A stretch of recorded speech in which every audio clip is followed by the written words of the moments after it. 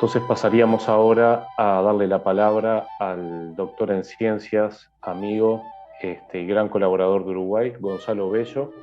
Gonzalo es uruguayo, doctor en ciencias, como dije, virólogo, es investigador del Instituto Osvaldo Cruz de Río de Janeiro, trabaja en el laboratorio de SIDA, virología molecular, es especialista en el análisis de epidemias virales y acaba de publicar recientemente, para que se den cuenta del honor que genera Gonzalo con nosotros, un trabajo en Nature Medicine que se titula COVID-19 en el Amazonas, en Brasil.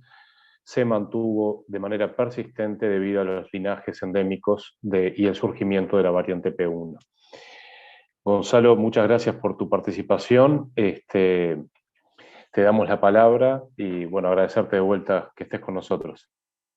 Bueno, muchas gracias, Carlos, y a todo el grupo por invitarme una vez más a esta instancia de diálogo. Voy a disculparme porque no organicé una presentación como mis colegas antes, pero intentaré ser preciso y objetivo en cada una de las respuestas que ustedes me plantearon, de las preguntas que ustedes me plantearon. Entonces, la primera pregunta es: ¿era previsible la evolución de la epidemia en Uruguay? Pensando en estos meses de 2021. Entonces, mi respuesta sería que sí, que era totalmente previsible por tres factores. En primer lugar, porque sabíamos que en enero la variante P1 había llegado a Río Grande del Sur, y los estudios hechos en 2020 nos apuntaban que la frontera seca Uruguay-Brasil era una frontera altamente permeable. Entonces, si teníamos una variante de preocupación llegando al estado de Río Grande del Sur, tarde o temprano esta variante llegaría al Uruguay. El segundo factor es que el comportamiento de la variante P1 en el Amazonas y en los diferentes estados donde fue llegando demostraba claramente que era una variante con una transmisibilidad mayor a las variantes anteriores.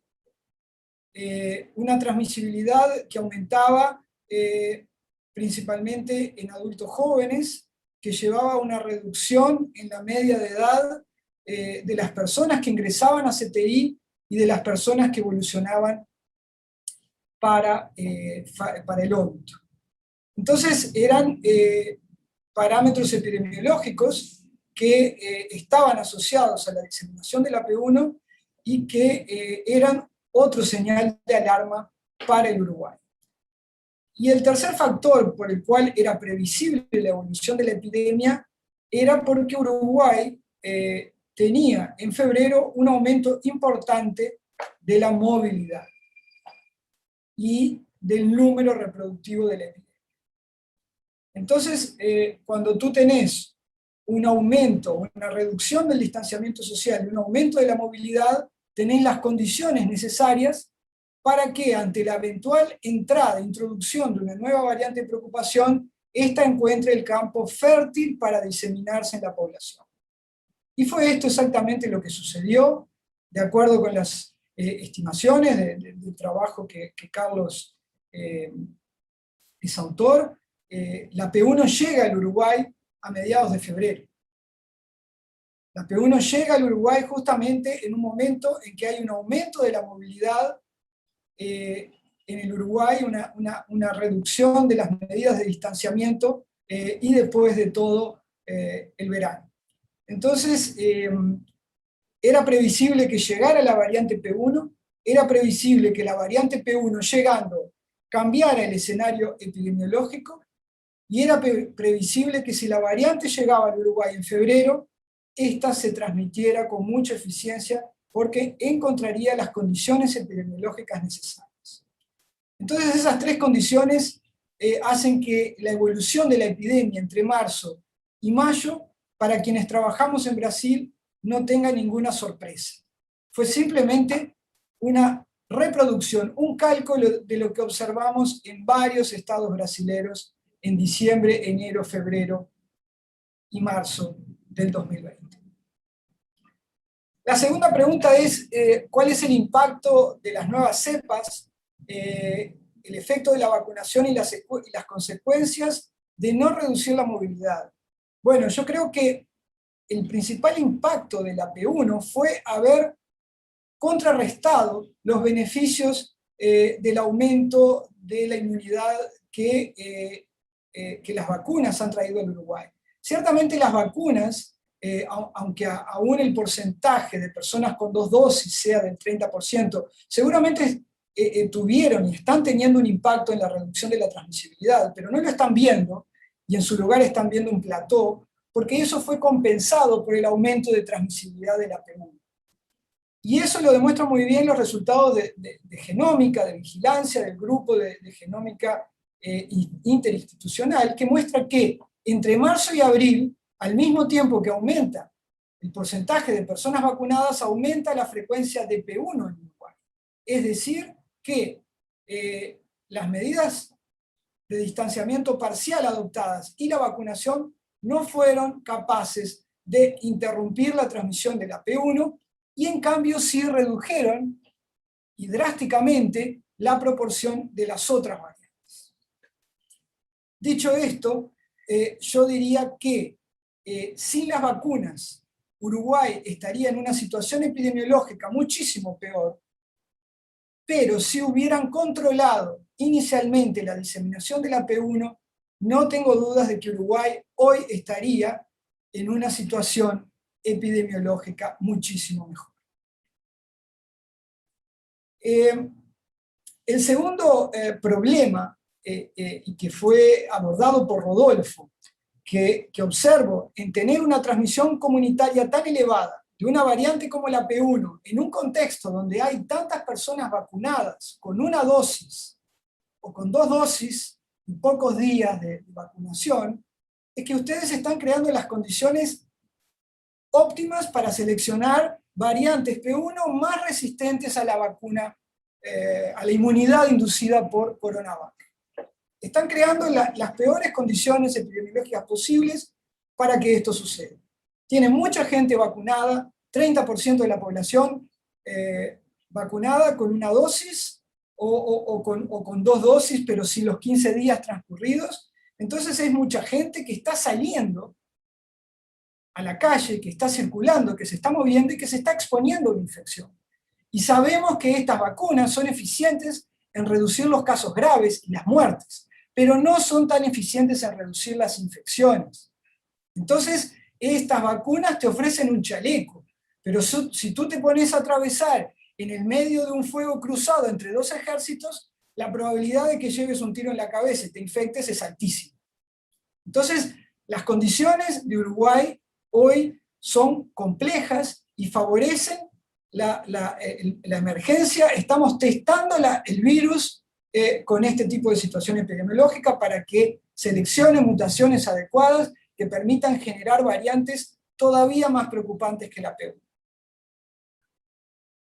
En tercer lugar, tener una transmisión comunitaria descontrolada como tiene Uruguay, porque recordemos que la franja roja de Harvard, el límite es una incidencia promedio de 25 casos por 100.000 habitantes, y hoy Uruguay tiene 100 casos por 100.000 habitantes. O sea que estamos hablando de un nivel de transmisión comunitaria que supera en 4 veces el límite considerado por la escala de Harvard como un límite crítico de transmisión comunitaria. No estamos hablando de que Uruguay está en la franja amarilla o apenas pasando la franja roja.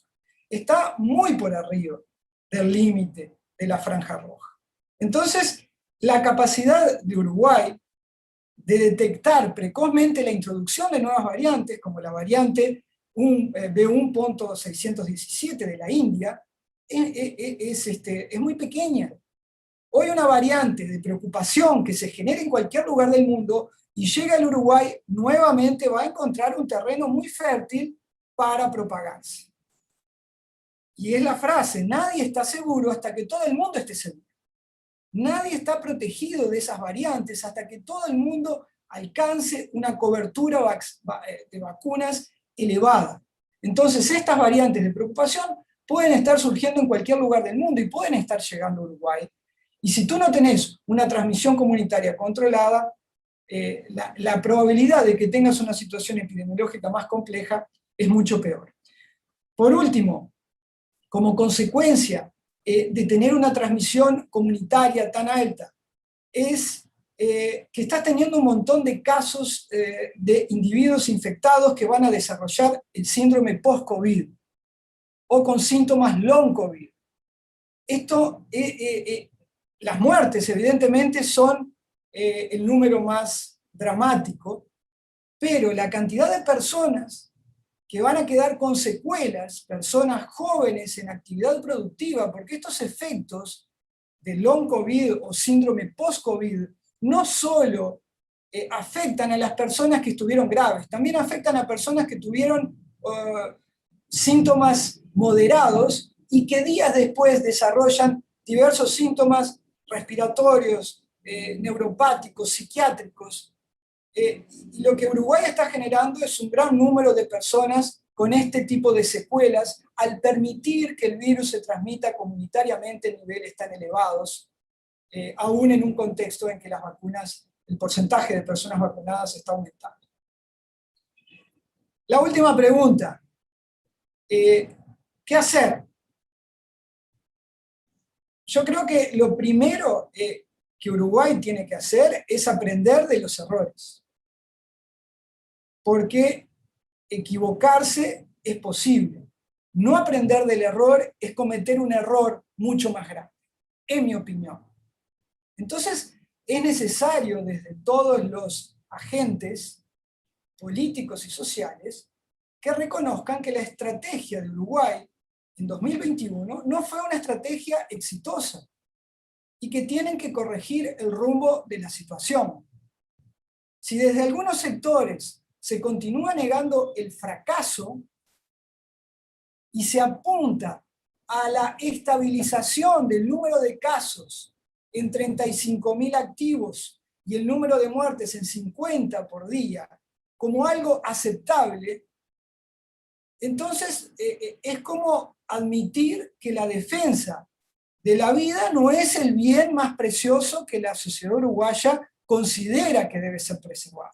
Entonces, no es posible no reconocer el error de la estrategia asumida. Eso me parece que es hoy en día el principal error en el que están incurriendo el gobierno nacional y una parte de la sociedad. Es negarse a reconocer la realidad. Porque ese es el primer paso para tú cambiar. Si no reconocemos que estamos mal, ¿para qué vamos a cambiar? Entonces el primer paso es reconocer y aprender de los errores. Y aprender que la principal causa del fracaso de la estrategia fue no haber reducido la movilidad lo suficiente como para impedir la transmisión comunitaria del virus. Y esta es la principal causa de la falla de la estrategia adoptada. Para mí, la población uruguaya ha tenido una respuesta excelente a las medidas que se le han planteado. Las respuestas han sido acordes a las restricciones de movilidad que se le han impuesto. Lo que no le podemos pedir a la gente es que se autoimponga medidas más rígidas que las que el propio gobierno impone. Eso no lo podemos hacer, no es lógico hacerlo. Entonces, cada vez que el gobierno ha tomado algunas medidas para reducir la movilidad, porque las ha tomado, como tener las escuelas cerradas desde febrero, esas medidas han tenido impacto y la población ha respondido, ha acompañado. Lo que no podemos pretender es que Uruguay reduzca la movilidad como en marzo del 2020 sin adoptar las mismas medidas que se adoptaron en marzo del 2020. Eso no es coherente, no es lógico.